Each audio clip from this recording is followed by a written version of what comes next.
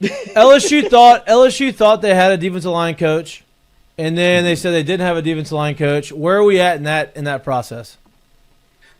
That's a good question. To be honest with you, it's one of those things I don't think a lot of people know. It's not super public out there with what LSU's been able to do. The best thing I can offer is that it sounds like Friday, maybe even late Thursday, and a lot of these times by the time it gets to us, it's probably been 12 to 24 hours old.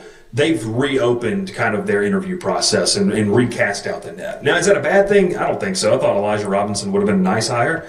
Has recruited well, and I'm not paying attention too much to the lack of success that they had at Syracuse this year. It doesn't really bother me. I don't care about that. I pay more attention to what he built, and right. Lane Kiffin knows firsthand the kind of guys that he can recruit when he was at A&M, because he went and plucked Walter Nolan off of that A&M roster when he was at Ole Miss. So where is it now? Reopening the doors, kind of getting back to, all right, who are some of the contacts that this staff might have? Blake Baker's, who are the contacts he looks at? It seems obviously like a foregone conclusion. Kyle Williams is not going to be a part of this staff.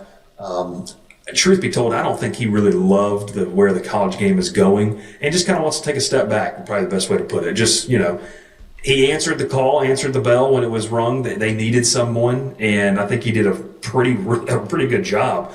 But you can kind of see when Ahmad Bro, a guy who played for him, entered the portal, and then the rumors of Elijah Robinson kind of put the writing on the wall that he wasn't going to come back. So I know a lot of people. The next question is probably, how real is the Ed O smoke? I don't think it's real. I'm not really confident in any type of real smoke there, but we'll see. I mean, it's something where you have portal opens on January the 2nd.